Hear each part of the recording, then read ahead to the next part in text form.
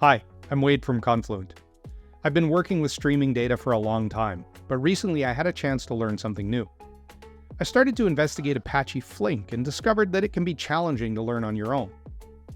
Thankfully, I had access to some of the best experts in the field to help me through the tricky parts. But where does that leave everyone else? We can't all have a direct line to the Flink experts, although it would be awesome if we could.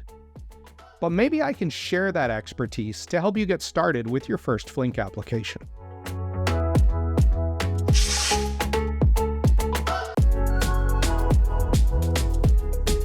I'm going to show you how to build a Flink job that consumes data from a Kafka topic. The job we're building will be responsible for importing flight data from a fictional source known as Sky One Airlines. We'll pull the data from a Kafka topic named Sky One, and for now simply print it to the standard output. So let's write some code. Our Flink job is going to live inside of a package named Flight Importer. It will have a series of imports, but you don't really want to watch me type a bunch of imports, so let's just move along. You can pause the video if you want to see them in more detail. Next, we need to define the class that will contain our job. Let's call it Flight Importer Job. It will contain the entry point that we use when we start the application. Flink uses a standard Java main method for its entry point. This will include an array of arguments passed to the application when it started. For today, we're not worried about error handling, so we'll just throw all exceptions.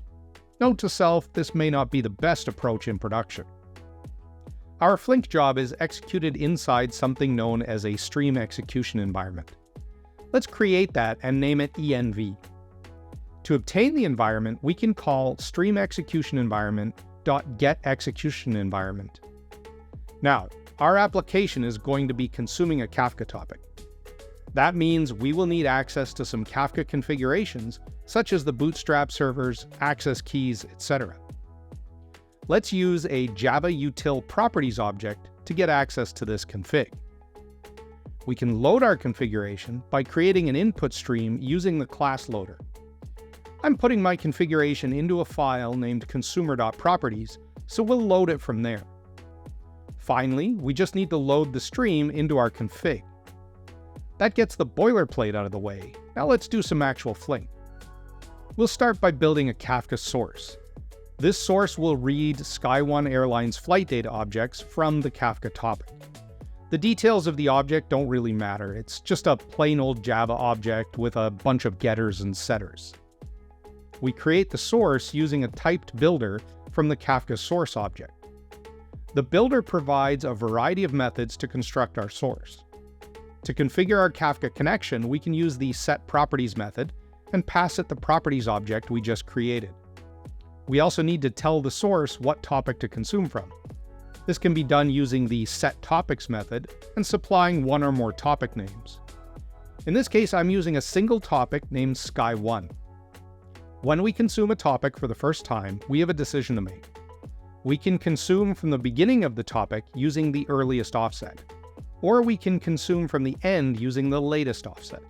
For the purpose of this demo, we don't care about old messages, so we'll use the latest offset.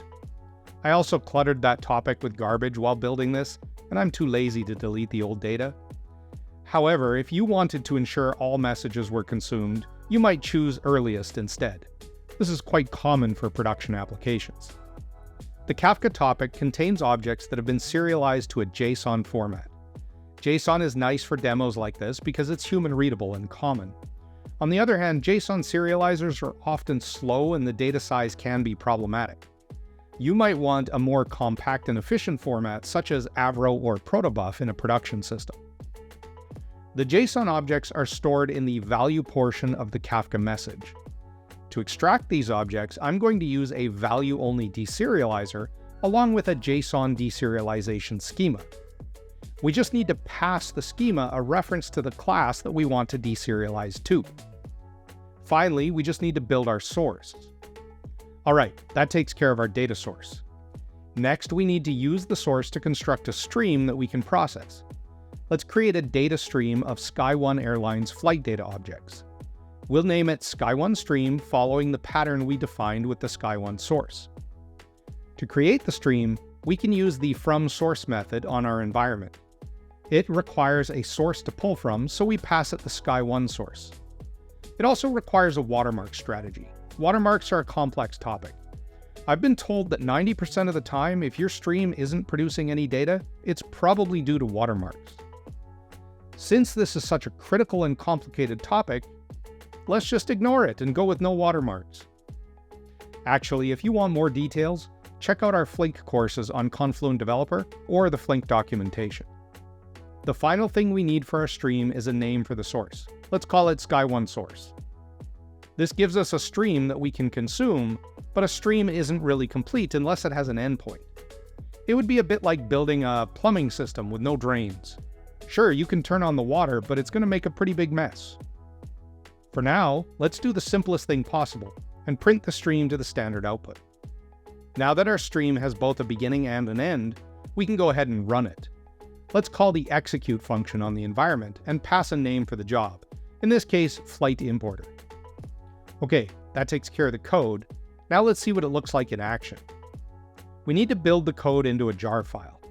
Using Maven, we do this by executing Maven clean package. This will print a bunch of output as Maven downloads the internet. Feel free to go grab a drink while we wait. Or maybe I'll just skip ahead. Eventually, the build should succeed. Next, we start the job using the Flink run command. We'll use the -c argument to specify the entry point. However, we could also register the entry point in the jar manifest file. In that case, the -c argument could be skipped. Once the job is running, we can check the Flink logs to ensure that it's working. Finding the logs can be tricky. It seems like this should be easy, but the thing to remember is that Flink is a distributed system and it might be running on many different machines. In fact, each operation in the job may be running somewhere else. That makes logging a little trickier than I might like. To find the logs, we will select the running job from the list, pick the task we are looking for, and navigate to the task manager. This is where we find the logging. We are specifically interested in the standard out. So let's open that, and now we can see there is a series of flight messages that have been printed. If you were really curious about what the Sky1 Airlines flight data object looked like, you can see the structure here. This shows that the job is working the way we would expect, which is unsurprising because why would I record a video where all my code is broken? Now, normally we wouldn't stop here. Printing to the standard output is useful for debugging, but basically pointless otherwise. In a real application, we'd want to export the data to a database, another Kafka topic, or something like that. But I think I'll leave that for another video. In the meantime, if you want more information on Flink or want to try this yourself, check out the course Building Flink Applications in Java on Confluent Developer. And feel free to drop a comment below to let us know what topic you'd like us to explore next. Don't forget to like, share, and subscribe for more awesome content, and thanks for watching.